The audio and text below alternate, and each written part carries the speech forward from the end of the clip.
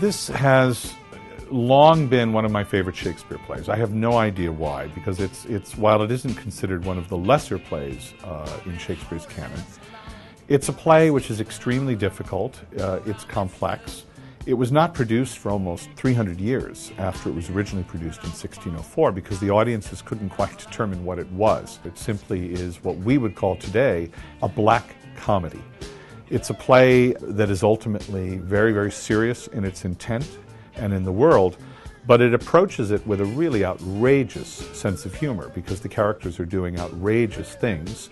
The narrative takes a lot of tricky turns. We're setting it in late 70s New York City, which was very similar to 1600 to 1604 in London when Shakespeare wrote the play. It's a time where the city is just in decay, and there are brothels and prostitution and disease just running rampant in this crumbling, almost apocalyptic world. And in Shakespeare's time, James I closed down all the brothels because the plague was running rampant and 36,000 people died in and around London in that 4-year period. We're setting it in late 70s New York. The plague of AIDS is just beginning, and Angelo shuts down the brothels in the same way. There's this amazing intersection in this play between politics, religion, sexuality, violence, abuse, which is very, very contemporary and always has been, which I think makes it relevant for any time, but particularly relevant for the times that we live in today.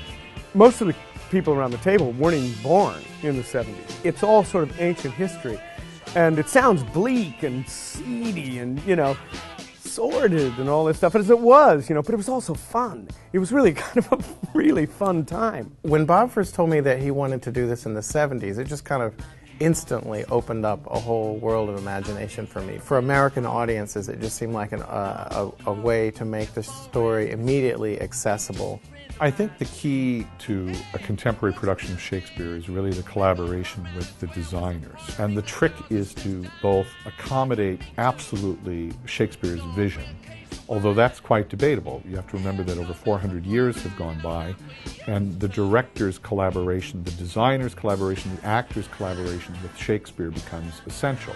It was really this great experience of going to the real research, because there's just so much to New York in the 70s. And from the very beginning, what was important to us was to really capture the grit of the 1970s rather than the bad fashion and snazziness. Colors were very important. Colors mixed with the dirt.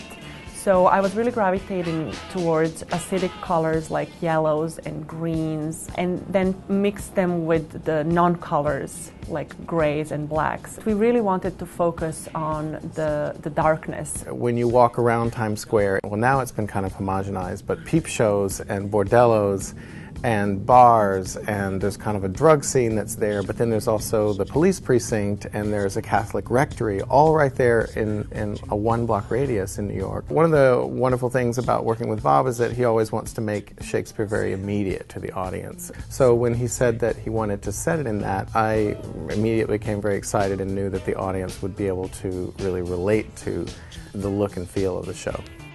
I think someone somewhere said, "This isn't your grandmother's Shakespeare." Like, I think someone wrote it on Facebook or something about this production. I would absolutely say that. In fact, we were running something the other day and I was like, how is my grandmother going to react? Because we're really delving into this world that's seedy and corrupt and foul and diseased and amazing, but it's pretty scary, so watch out. It's no boring old Shakespeare.